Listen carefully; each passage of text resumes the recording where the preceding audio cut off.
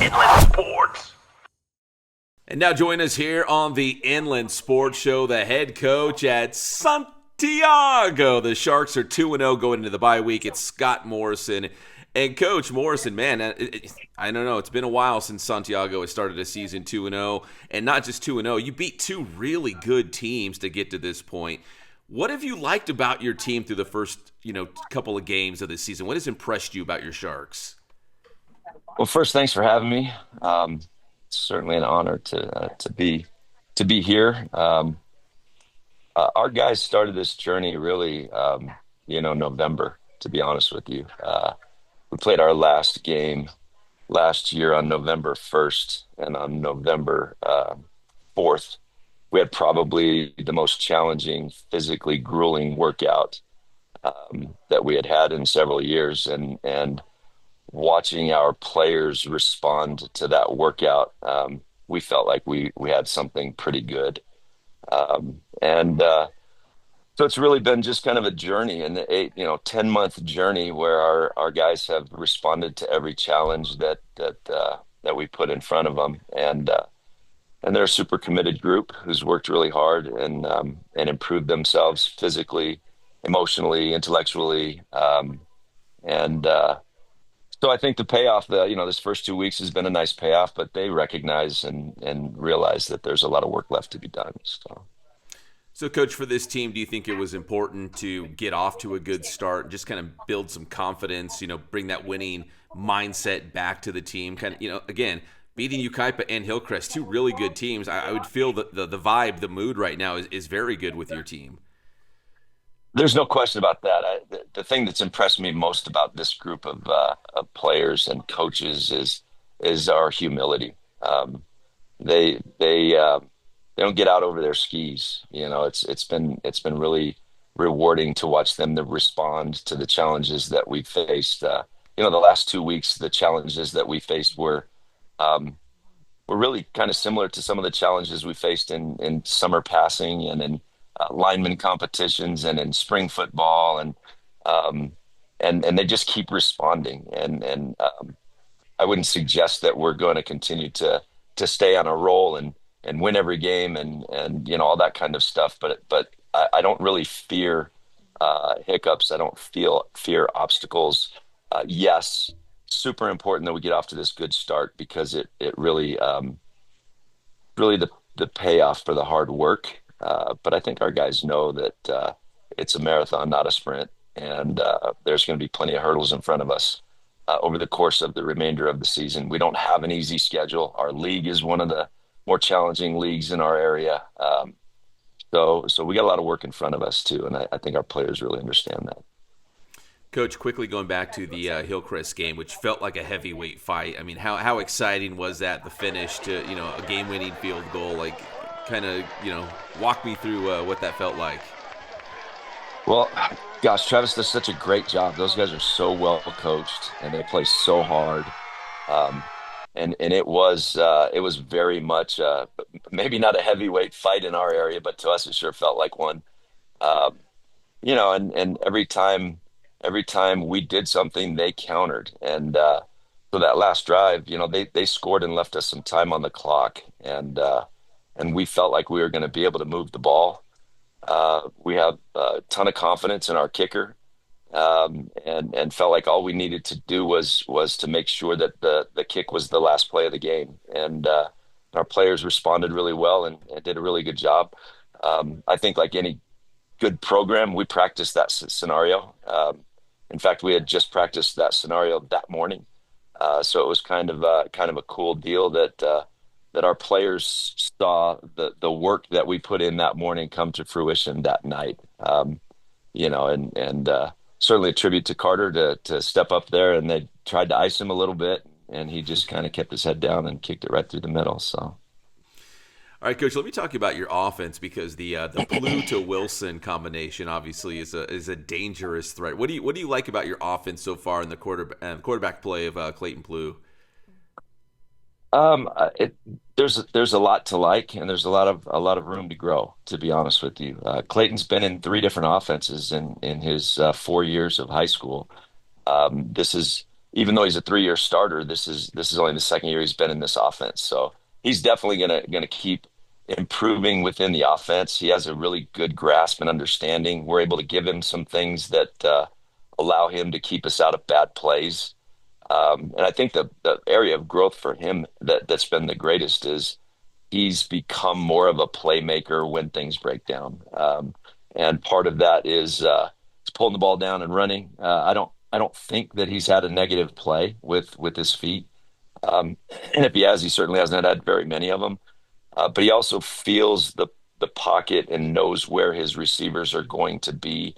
And so when things break down and he attacks the line of scrimmage, he's always looking for the guy that's open. And Ryan has a knack for being that guy. So it's been really rewarding. And again, these guys have worked really hard together, spent a lot of time not on the practice field, just out on their own. And that's really materializing for them. So super happy for those guys. Yeah, if I remember correctly, I think Plu had what, 4 rushing touchdowns against Hillcrest. Yeah, yeah. A lot of those were coverage breakdowns, and not coverage breakdowns, but like coverage scrambles. Like he's in the rhythm of the offense, and they got every guy covered, and he pulls it down and climbs the pocket and is able to make a play with his feet. And he's done that really well. All right, Coach, you got all this momentum right now, a 2-0 start, and now you go into the bye week. I don't know, is it a bad time for a bye week? Is it a good time for the bye week? I've been doing this a really long time, Pep, and in fact, I've been doing this since before there were buys. Um, but you know what? I don't know that there's a good or a bad time for a buy. I think, to be honest with you, a lot of it depends on the focus of your players and your coaches. And I don't know how to use a buy, to be honest with you. I don't know how to not use a buy. Here's what I know. We don't have any issues with whether players will be conflicted on Monday or not. The one great thing about having a bye this weekend is that our families have the opportunity to have this weekend. And it's not something I'd ever thought of before until I found myself in this situation 2 years ago. And we decided we were going to give our families this weekend. And so it was really good for us last year, just as a breath of fresh air. And I think, to be honest with you, it won't be much different this year. It'll be good for our players' healing, and both mental and physical, and we'll be ready to go in a week. All right, so Coach, coming out of the bye, I'm just looking at your non-league schedule. You're on the road at Silverado, then a big one with Roosevelt, and then Adelanto before you get to league play. Tell me two things. One is, what have you? We talked about what you've liked about this year's team through the first two games, but tell me an area that you feel like, as good as they've been, they can still be better. Like an area that you guys can clean up. I think mechanically we've been really good. Like we tackle really well. I think once we lock onto you, we block pretty well. I think we can probably execute the scheme with a little greater fidelity. We have some breakdowns, immediate post snap. I've told players in the past that I get the first second and you get the rest of the play, and it takes a second to make sure that your step is right and your hands are placed right and your release is right, and all of those things. But then you want them to play, and I think we can clean some things up in that first second. But what we don't lack is effort. Our players play as hard as anybody we've ever had. Um, what we don't lack is commitment to each other, which is part of why they fly around and play so hard. And it's early in the season. We're making early season mistakes that I think will continue through the bye week and through the next 3 weeks to try to clean up and get better at, so that we can hopefully be competitive in league. All right, and finally, Coach, speaking of league, what do you think it'll take to finish in the top three? I'd say top four, but you just never know. The top three get those automatic spots. But what do you think it's going to take to beat some, really good teams and try to make it to the playoffs? Because we saw what Murrieta Mesa did last year. There's some really good teams. What do you think the Sharks have to do to win 2 or 3 games and get in there? Uh, Continue to improve. I don't think that. the league championship's not decided in the first 5 weeks of the season. It's decided in the second five. Um, this conference concept has been really good for a lot of us, and I'd put us in that category. I think probably the five teams in our conference would never have talked about genuinely having an opportunity to be league champions until this conference thing happened.